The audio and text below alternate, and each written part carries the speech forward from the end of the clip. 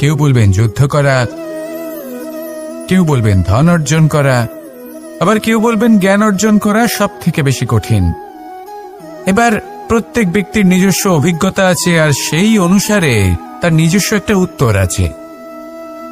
সাধারণভাবে দেখতে গেলে এই সংসারে সব থেকে কঠিন হল তপস্যা করা, অর্থাৎ সব কিছু ত্যাগ করে তপস্যায় নিজেকে বিলীন করে দেওয়া। এবার এর থেকে বেশি কঠিন এই সংসারে আর কি বা হতে পারে? এই সংসারে, এই সমাজে, নিজের পরিবারের মধ্যে থেকেও ধৈর্য ধরে সামনে অগ্রসর হওয়া, এটা হলো সব থেকে কঠিন কাজ।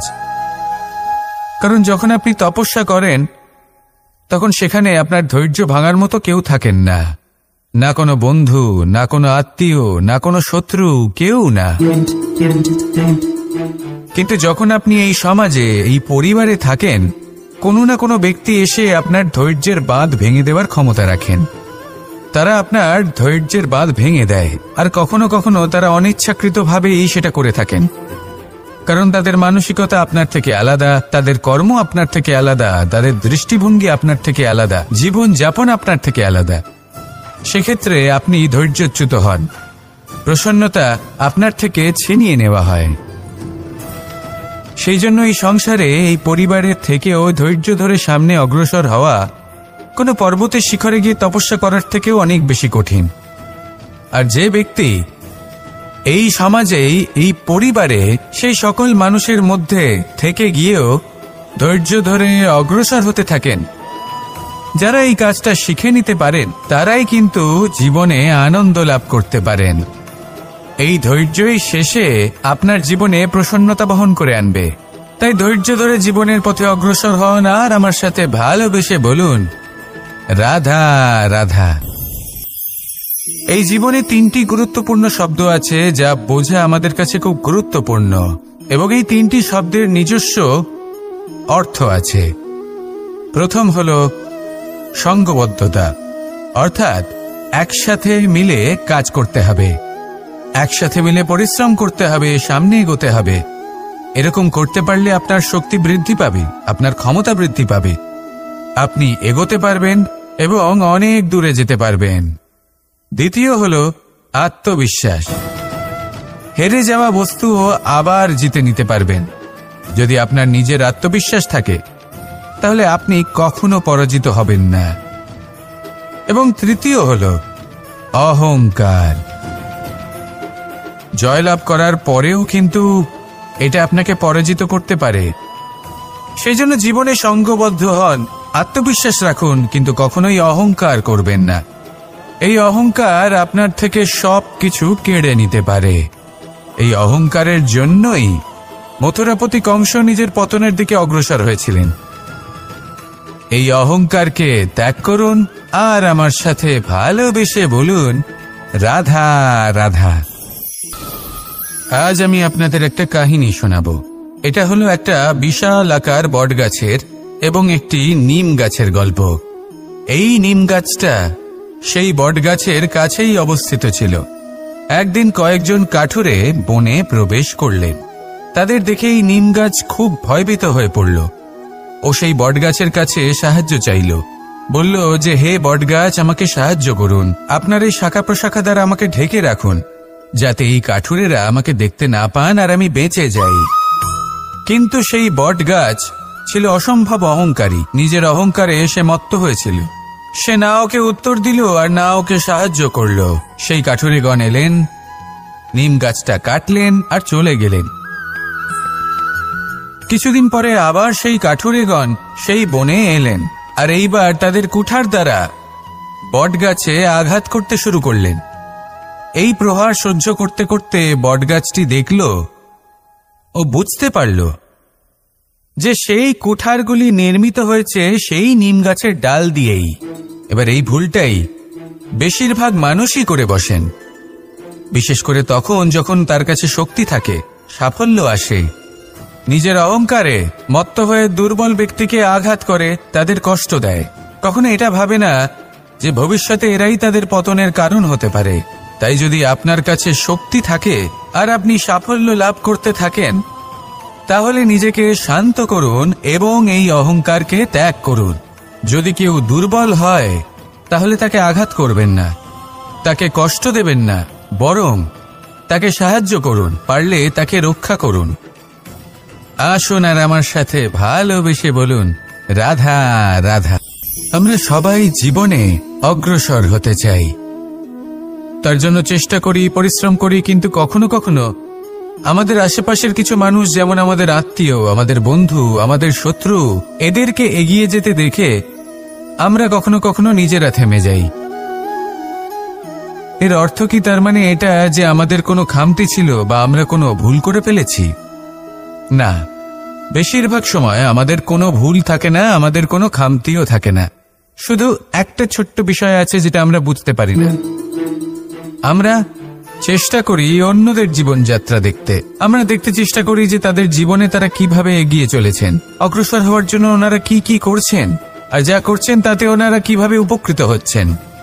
আমরা চেষ্টা করি তাদের জীবনযাত্রার দিকে তাকানোর, ওনাদের গতিবিধির দিকে নজর দেওয়ার এবং সেটা বুঝতে চেষ্টা করার। সেই জন্যই আমরা পিছিয়ে পড়ি। জীবনে যদি আপনি এগোতে চান তাহলে আপনাকে নিজের নজর সামনের দিকে রাখতে হবে, পদক্ষেপও সেই অনুযায়ী নিয়ে সামনে এগোতে হবে। নিজের গতিবিধি লক্ষ্য করুন, নিজের পরিকল্পনা বিচার করুন, নিজের চেষ্টা, নিজের অভিজ্ঞতার দিকে নজর দিন, আর সেই মতো অগ্রসর হন। এমন কোনো সাফল্য নেই যে আপনি লাভ করতে পারবেন না। আসুন আমার সাথে ভালোবেসে বলুন, রাধা রাধা। আমাদের জীবনে সবসময় এটাই শেখানো হয় যে কখনো কারোর নিন্দা করবে না, কিন্তু আজকের দিনে সত্য হলো এটাই যে প্রত্যেক ব্যক্তি কোনো না কোনো সময় কোনো না কোনো মানুষের নিন্দা করেই থাকেন। এবার আপনি কারোর নিন্দা করলে সবসময় এর অর্থ এটা নয় যে আপনার মন মলিন।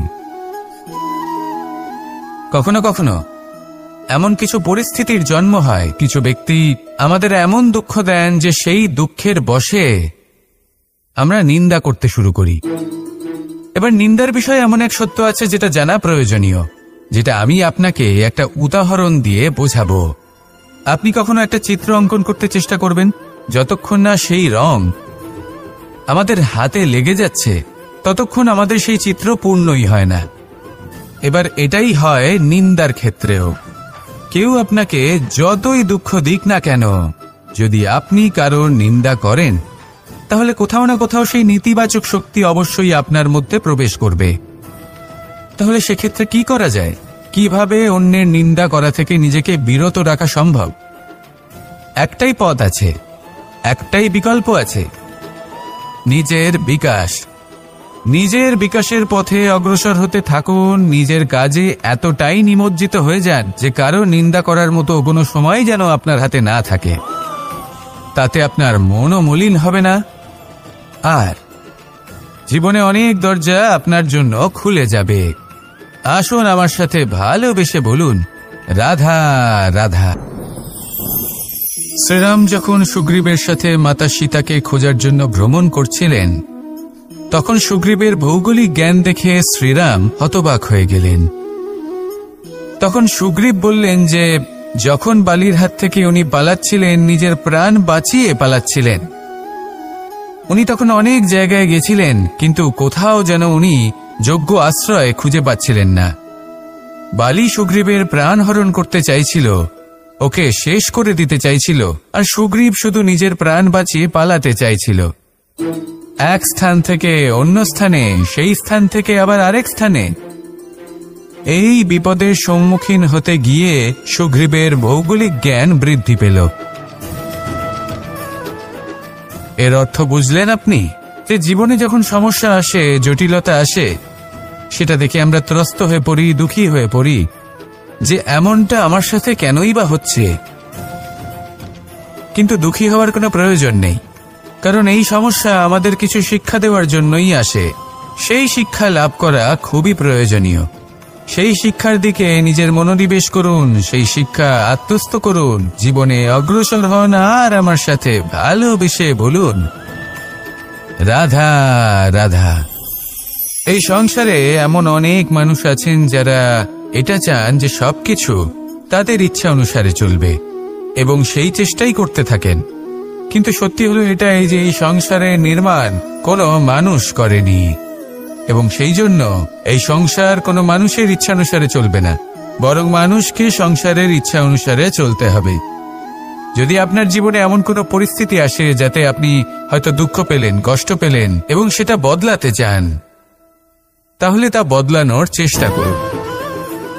যদি অসফল হন তাহলে আবার চেষ্টা করুন, নিরন্তর চেষ্টা করুন। কিন্তু যদি না করতে পারেন তাহলে মেনে নিন যে এই পরিস্থিতি বদলানো সম্ভব নয়। সেই পরিস্থিতিকে বদলানোর চেষ্টাকে ত্যাগ করে দিন। যদি চান তাহলে সেই পরিস্থিতি থেকে দূরে চলে যেতে পারেন, কিন্তু নিজেকে প্রসন্ন রাখুন। আপনার এই শরীর, এই মন, এই জীবন আপনি লাভ করেছেন, তাই আপনার কর্তব্য হলো নিজের যত্ন নেওয়া, নিজেকে প্রসন্ন রাখা। আপনি যদি নিজেকে প্রসন্ন রাখেন তাহলেই এই সংসারকে আপনি প্রসন্ন রাখতে চেষ্টা করতে পারবেন।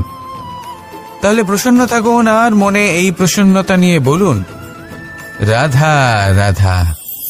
এই হাড়িটাকে দেখুন, এই হাড়িটা মাটি দ্বারা নির্মিত, আর এই বস্তুটি আমার খুবই প্রিয়।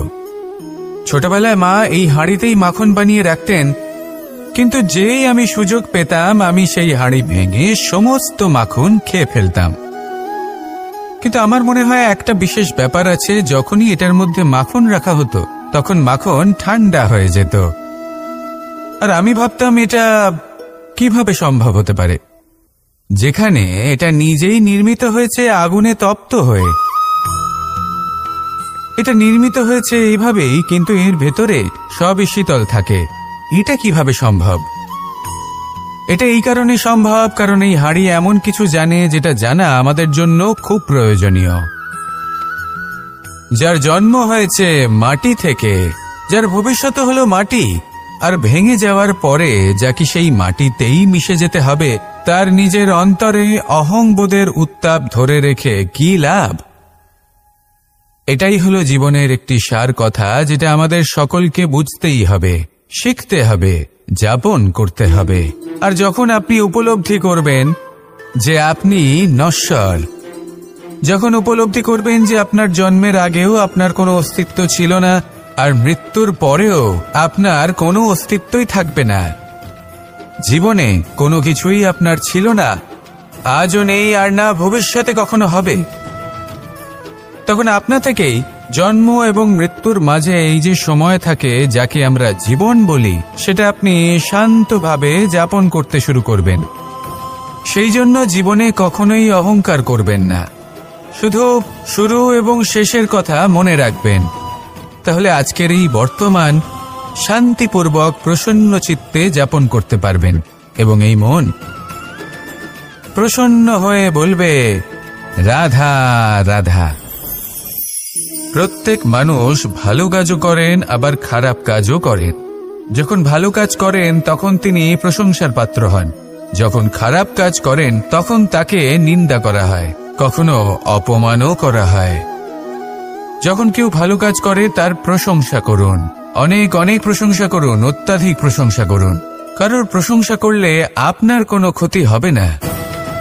কিন্তু যদি কোনো ব্যক্তি খারাপ কাজ করেন বা তার কোনো ভুল হয়ে থাকে, যদি আপনি তাকে অপমান করে থাকেন, তার নিন্দা করেন, তাহলে একটা কথা মনে রাখবেন, সেই ব্যক্তি এই ঋণের কথা ভুলবে না, বরং সঠিক সময়ে এলে পরে নিজের স্বভাব অনুসারে এই ঋণ শোধ করবে।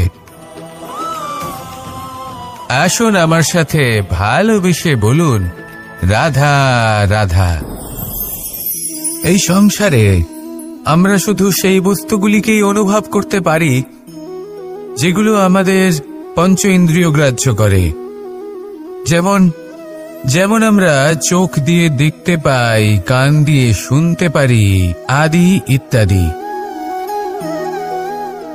কিন্তু এমন অনেক বস্তু আছে, ভাব বা তত্ত্ব আছে যা আমাদের ইন্দ্রিয় পূর্ণরূপে অনুভব করতে পারে না, কিন্তু তা আছে এবং তা অত্যন্ত শক্তিশালী, যেমন বায়ু। বায়ু আমরা দেখতে পাই না, কিন্তু তার শক্তির প্রমাণ আমার নতুন করে দেওয়ার কোনো প্রয়োজন নেই। ঠিক তেমনই দুটি বোধ আছে, যা চোখে দেখা যায় না, আমরা তা শুনতেও পাই না, কিন্তু তা আছে এবং তা অত্যন্ত শক্তিশালী। এই দুই বোধ হল প্রার্থনা এবং বিশ্বাস। এই দুই বোধ যার মধ্যে আছে সেই সংসারে সব কিছু করতে পারে, যে কোনো শিখরে পৌঁছতে পারে, তার পক্ষে কোনো কিছুই অসম্ভব নয়। একটা উদাহরণ দিই, তাহলে দ্রৌপদীর সেই কাহিনীকে স্মরণ করুন, মাতা দেবকীর বিশ্বাসকে স্মরণ করুন। ওনার বিশ্বাস ছিল যে একদিন আমার পুত্র আসবে আর কংসকে বধ করবে, আর ঠিক এমনটাই হলো। সত্যি কথা বলতে এই সংসার আমাকে ঈশ্বর বলে মনে করে, কিন্তু আমি এটা মনে করি যে আমি হলাম সকলের প্রার্থনা এবং বিশ্বাসের একটি সত্তা। এনাদের প্রার্থনা এবং বিশ্বাসের মাধ্যমে ঈশ্বর এই শক্তি লাভ করেন এবং সেই শক্তি দ্বারা তিনি সবার মঙ্গল করতে থাকেন। বিশ্বাস এবং প্রার্থনা, এই দুই ভাব নিজের মনে জাগ্রত করুন আর আমার সাথে ভালোবেসে বলুন, রাধা রাধা। মন্দিরে যখনই আপনি যান, সেখানে অবস্থিত প্রতিমার চরণ স্পর্শ করেন। যখন শিবলিঙ্গের অভিষেক করেন, তখন স্বয়ং নিজে হাতে দুধ এবং জল দিয়ে তা ধৌত করেন, তার প্রক্ষালন করেন। কিন্তু এর পেছনে কোনো অন্ধবিশ্বাস নেই। এখানে বিষয়টা হলো ঊর্জা সংক্রান্ত। যে কোনো ব্যক্তি হোক বা কোনো বস্তু, তার নিজস্ব একটি বিশেষ ঊর্জা থাকে। সেই জন্য যখনই আমরা বড়দের চরণ স্পর্শ করি, তখন সেই স্পর্শ দ্বারা সেই বিশেষ ঊর্জা আমরা নিজের অন্তরে সমাহিত করি। তাই সব সময় মনে রাখবেন, কারোর চরণ স্পর্শ করার অর্থ এটা নয় যে আপনি কারোর সামনে তুচ্ছ হয়ে যাচ্ছেন। এর অর্থ হলো এটাই যে বড় হওয়ার জন্য সেই বিশেষ ঊর্জা আপনি তার থেকে প্রাপ্ত করছেন। আর এই জীবনের আরেকটা বড় সত্য হলো এটাই যে যদি আপনি জীবনে কিছু লাভ করতে চান, তবে নতমস্তক হতে শিখুন। তা হয় সেটা পরমেশ্বরের সামনে, বা মন্দিরের প্রতিমার সামনে, বা মাতা পিতার সামনে, বা কোনো মহাপুরুষের সামনে, বা ভালোবাসার সামনে। আসুন আর আমার সাথে ভালোবেসে বলুন, রাধা রাধা। রুদ্রাক্ষ। এই রুদ্রাক্ষ আসলে কি? কথায় আছে যে যখন রুদ্রের চোখ থেকে অশ্রু নির্গত হয়েছিল, তখন যে স্থানে সেই চোখের জল পড়েছিল, সেই প্রত্যেকটি স্থানে একটি করে গাছের জন্ম হয়, আর সেই গাছ থেকেই আমরা রুদ্রাক্ষ লাভ করে থাকি। সেই রুদ্রাক্ষ যা নেতিবাচক শক্তির হাত থেকে আমাদের রক্ষা করে, যা আমাদের যাতনা এবং দুঃখ হরণ করে। আমার আরাধ্য মহাদেব যখন উনি হলাহল গ্রহণ করেছিলেন এই সংসারকে, এই সংসারের সব থেকে বড় বিপদের হাত থেকে রক্ষা করবেন বলে, তখন উনি সবার যন্ত্রণা হরণ করেছিলেন, সবাইকে রক্ষা করেছিলেন। আর সেই জন্য ওনার চোখের জল এতটাই শক্তিশালী যে সেটা আমাদের রক্ষা করতে পারে, যন্ত্রণা দূর করতে পারে। তাহলে এর অর্থ কি এটাই যে আমাদের সবাইকে রুদ্রাক্ষ ধারণ করতে হবে? না, সেটা তো আপনার নির্বাচন। এর দ্বারা আমরা এই শিক্ষা লাভ করি যে যখনই আপনি অশ্রুপাত করবেন, এইভাবে করবেন তাতে যেন সংসারের মঙ্গল করতে পারেন। যদি আপনি নিজেও যন্ত্রণায় থাকেন, তখনও অন্য কারোর যন্ত্রণাকে হরণ করতে পারেন, অন্য কারোর সংকট আপনি দূর করতে পারেন, অন্য কাউকে সাহায্য করতে পারেন। তাহলে আপনিও রুদ্রাক্ষের মতো পূজনীয় হয়ে উঠতে পারবেন। আসুন আর আমার সাথে ভালোবেসে বলুন, রাধা রাধা। মানুষের সব থেকে বড় পুঁজি কি? তার সব থেকে বড় শক্তি কি? আমি যখন এই প্রশ্নটা করি, তখন কিছু মানুষ বলেন মানুষের বল, তার ধন, তার জ্ঞান, তার বন্ধু, এরাই মানুষের শক্তি। তারপর আমি জিজ্ঞেস করি মানুষের সব থেকে বড় দুর্বলতা কি? তখন তারা আমাকে বলেন সেই বল, জ্ঞান, মিত্র, এই সব কিছু হারিয়ে ফেলার ভয়। এই সংসারে এমন একটা আবেগ রয়েছে যা আপনার সব থেকে বড় শক্তিও হয়ে উঠতে পারে, আবার সব থেকে বড় দুর্বলতাও হয়ে উঠতে পারে। আর এই আবেগের নাম হলো বিশ্বাস। এই বিশ্বাস এতটাই শক্তিশালী যে সংসারের সব থেকে শক্তিশালী শিকলও একে বেঁধে রাখতে পারে না, সব থেকে উঁচু দেয়ালও একে বাধা দিতে পারে না। এই শক্তিশালী বিশ্বাস আপনার কাছে কখন ঘাতক প্রমাণিত হতে পারে যখন আপনি অন্যের উপর আস্থা রাখেন এবং এতটাই বিশ্বাস করেন যে আপনি নিজেকে হীনমন্য করে তোলেন, আপনার জীবন শুধুই অন্যের উপর ভরসা করে নির্ভরশীল হয়ে পড়ে। বিশ্বাস অবশ্যই করুন, কিন্তু সর্বপ্রথম নিজের উপর আস্থা রাখুন। তবেই এই বিশ্বাস আপনার শক্তির বৃদ্ধি ঘটাবে। তখন এই বিশ্বাস আপনাকে বল, সম্পত্তি, জ্ঞান, বন্ধু সব কিছুই অর্জন করতে সাহায্য করবে। দেখুন, যখন কোনো ব্যক্তি পড়ে যান তখন আপনি সেই ব্যক্তিকে তখনই তুলতে পারবেন যখন সেই ব্যক্তি নিজে উঠে দাঁড়াতে সক্ষম। তাই কেউ আপনাকে যতই সাহায্য করুক না কেন, আপনি সেই কাজে তখনই সফল হতে পারবেন যখন আপনি নিজে চেষ্টা করবেন। তাহলে এটাই করুন আর আমার সাথে ভালোবেসে বলুন, রাধা রাধা। মন্দিরে যখনই কোনো ব্যক্তি গিয়ে মন্দিরের ঘণ্টা বাজান, তখন সেই ধ্বনি শুনে তিনি উপলব্ধি করেন যে ওনার মন শান্ত হচ্ছে। কিন্তু যদি উনি এই ঘণ্টা না বাজান তাহলে কিন্তু কোনো স্বর উৎপন্ন হবে না। যখন সেটা স্থির থাকে তখন কোনো স্বর উৎপন্ন হয় না। যখন আমরা তাকে আন্দোলিত করি তখন তার অনুনাদ ঘটায়, ক্রমে অনুরণন ঘটে, আর তারপর এমন ধ্বনি উৎপন্ন হয় যা আমাদের আত্মা পর্যন্ত পৌঁছয় আর মনকে শান্ত করে দেয়। এর থেকে আমরা কি শিক্ষা পাই? এটাই, যদি আপনারা জীবনে আবদ্ধ তাহলে থামবেন না, স্থির হয়ে থাকবেন না, চলতে থাকুন, চেষ্টা করতে থাকুন, কখনো থামবেন না। একটা উদাহরণ দিই, কোনো ব্যক্তি পরিবারের বন্ধনে আবদ্ধ, কেউ কর্মের বন্ধনে, কেউ বা মোহর বন্ধনে। যদি আপনি আবদ্ধ থাকেন আর যদি সেই বন্ধন থেকে বেরিয়েও আসতে পারছেন না, তখনও চেষ্টা করতে থাকুন। লক্ষ্যে যদি পৌঁছতে নাও পারেন তাও চেষ্টা করতে থাকুন। কিছু না হলেও আপনি একটি মন্দিরের ঘণ্টার মতো অন্য কোনো ব্যক্তিকে তার লক্ষ্যে পৌঁছে দেওয়ার কাজটা অবশ্যই করতে পারবেন। জীবনে কিছু শুভ কাজ করতে পারেন, অন্য কারোর মঙ্গল করতে পারেন, তাকে প্রেরণা প্রদান করতে পারেন। যদি আপনি চেষ্টা চালিয়ে যান জীবনে কখনোই ব্যর্থ হবেন না। তাহলে এভাবেই চেষ্টা করতে থাকুন আর আমার সাথে ভালোবেসে বলুন, রাধা রাধা। যখনই আমরা মহাদেবের কথা স্মরণ করি বা ওনাকে পুজো করি তখন আমরা বলে থাকি হর হর মহাদেব। কিন্তু এই গৌরব আরেকজন দেবীও লাভ করেছেন, দেবী গঙ্গা। যখন আমরা গঙ্গা নদীতে প্রবেশ করি সেই জলকে হাতে নিয়ে আমরা বলি হর হর গঙ্গা।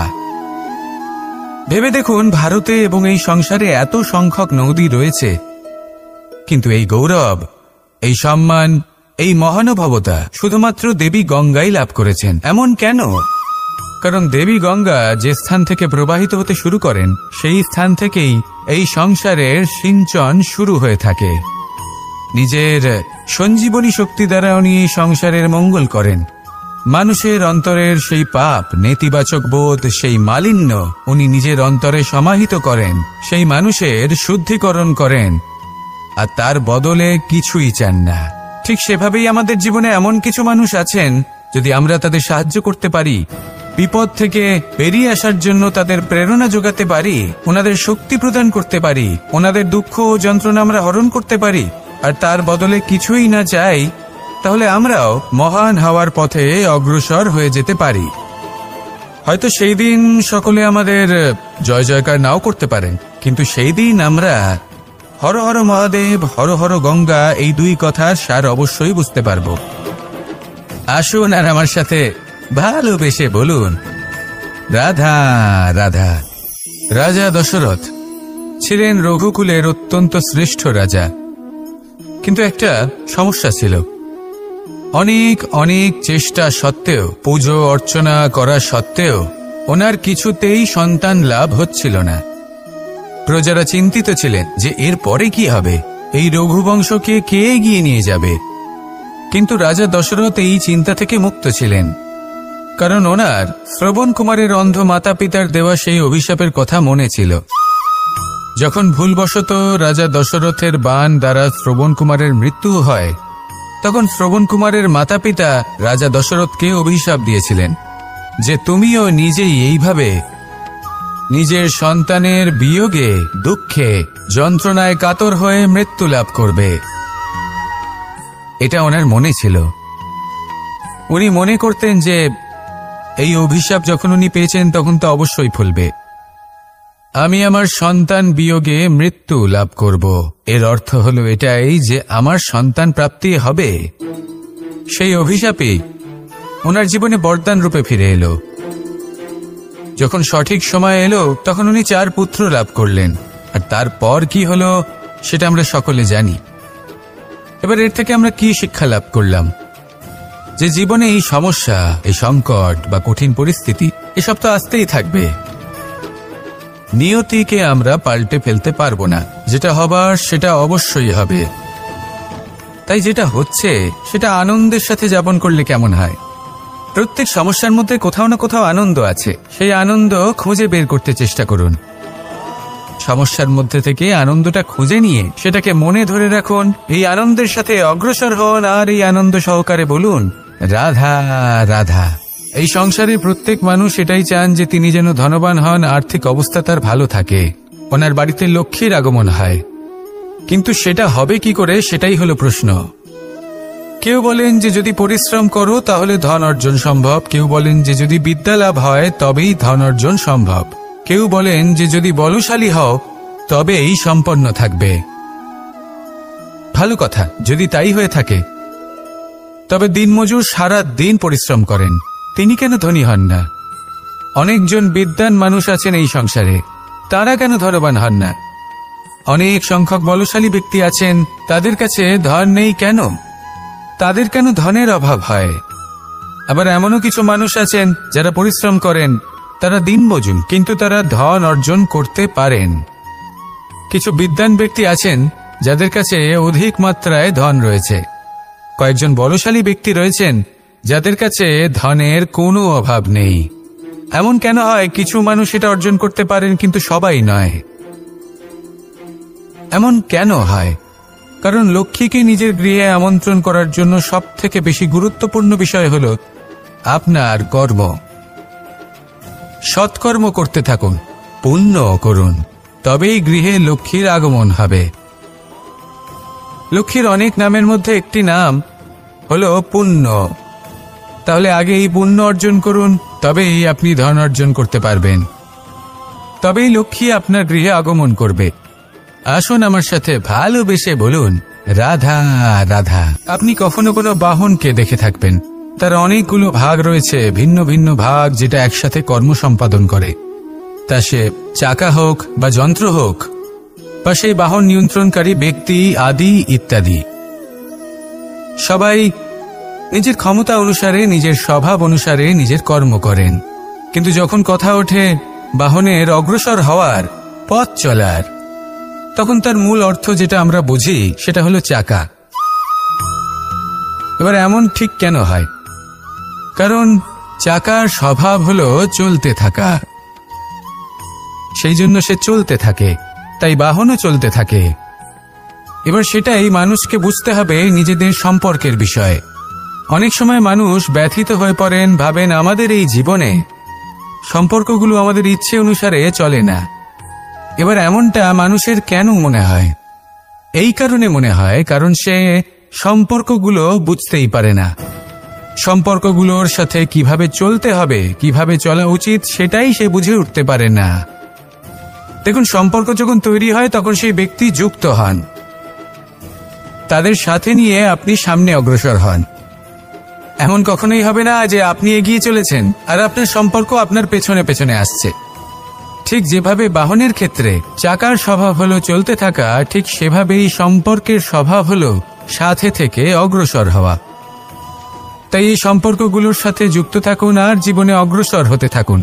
এই সম্পর্কগুলি আপনার জীবন সুখে পরিপূর্ণ করে তুলবে, আর তখন এই মন সুপ্রসন্ন হয়ে বলবে রাধা রাধা। এই সংসারে এমন অনেক ব্যক্তি আছেন যারা নিজেদের প্রসন্নতার জন্য স্বার্থপরতার সীমা পার করে যেতে পারেন। নিজে সুখ লাভ করার জন্য অন্যকে দুঃখ দিতে পারেন। ওনাদের কারোর প্রতি কোনো টান নেই, না সমাজের প্রতি, না আপনজনদের প্রতি, না ঈশ্বরের প্রতি। এবার দেখুন, মানুষ যদি কাউকে ভয় নাও পায়, তাও নিজের কর্মের কথা মনে করে অবশ্যই ভয় পাওয়া উচিত। কারণ আপনি যা কর্মই করুন তার ফল নিজে থেকে আপনার কাছে আসবেই। নিশ্চিত রূপে আসবে, তার থেকে আপনি পালাতে পারবেন না। কেউ নিজের কর্মফলের হাত থেকে বাঁচতে পারে না। স্বয়ং মহাদেবকেও ওনার কর্মফল ভোগ করতে হয়েছিল। উনি কিছু না ভেবেই ভস্মাসুরকে বর দিয়েছিলেন। তার পরিণামস্বরূপ যেটা হলো যে ওই ভস্মাসুর যাকে মহাদেব বরদান করেছিলেন তার হাত থেকে নিজের প্রাণ বাঁচিয়ে ওনাকে পালাতে হলো। এই সংসারে এমন কেউ নেই যে নিজের কর্মফলের হাত থেকে বাঁচতে পারে। সবসময় এটা ভেবে দেখুন যে কর্মটা আপনি করছেন সেটা শ্রেষ্ঠ কি না। এমন কর্ম করুন যেটা আপনাকে জীবনে এগিয়ে নিয়ে যাবে। নিজেকে সৎ পথে রাখুন, কিন্তু এটাও সুনিশ্চিত করুন যে জীবনে যে কর্ম আপনি করছেন তাতে অন্য ব্যক্তির উপর কি প্রভাব পড়ছে, তাতে উনি দুঃখ পাচ্ছেন না তো। যদি আপনি যা করছেন তাতে সবার মঙ্গল হয়ে থাকে তাহলে আপনার কাউকে ভয় পাওয়ার কোনো প্রয়োজন নেই। না কালকে ভয় পাবেন না মহাকালকে। আসুন আমার সাথে ভালোবেসে বলুন রাধা রাধা। জীবনে যখনই আমরা কোনো বিশেষ মানুষের সাথে পরিচিত হই তখন তার ব্যক্তিত্বের বিষয়ে আমাদের একটি নিজস্ব দৃষ্টিভঙ্গি তৈরি হয়। তা সে ভালো হোক বা মন্দ, আমরা নিজেদের দৃষ্টিভঙ্গি নিজেদের ধারণা বানিয়ে ফেলি। কিন্তু আপনি কি নিশ্চিত রূপে বলতে পারেন যে এই যে আপনার দৃষ্টিভঙ্গি সেটাই সেই ব্যক্তির পূর্ণ সত্য, সেই ব্যক্তি সত্যি সেরকমই? হ্যাঁ, আপনি সেরকম বলতে পারেন না। কারণ যে কোনো মানুষের একটি চরিত্র, একটি ব্যক্তিত্ব অনেক বছর ধরে তৈরি হয়, অসংখ্য অভিজ্ঞতা লাভ করার পরে তৈরি হয়। আপনি একদিনে বুঝতে পারবেন না যে সেই ব্যক্তি কেমন। এই ভুলটাই বেশিরভাগ মানুষ করে ফেলেন। কিন্তু যদি সত্যি কোনো মানুষকে বুঝতে চান তাহলে একটু সময় দেওয়া খুব প্রয়োজন। সবার আগে প্রথম আলাপে সেই ব্যক্তি তো এটাই বোঝাবে যে সে কতটা শ্রেষ্ঠ, কিন্তু সে কতটা গুণী বা কতটা অপগুণী এটা বোঝার জন্য আপনাকে সেই ব্যক্তির কাছাকাছি থাকতে হবে। তিনি কতটা অহংকারী বা কতটা সজ্জন সেটা বোঝার জন্য আপনাকে সেই ব্যক্তিকে সম্মান দিয়ে দেখতে হবে। সেই ব্যক্তি কতটা লোভী বা কতটা সরল সেটা বোঝার জন্য তাকে ধন দিয়ে দেখতে হবে। সেই ব্যক্তির কতগুলো খারাপ গুণ আছে সেটা বোঝার জন্য সেই ব্যক্তিকে স্বাধীনতা দিয়ে দেখতে হবে। তবেই তাকে আপনি বুঝতে পারবেন।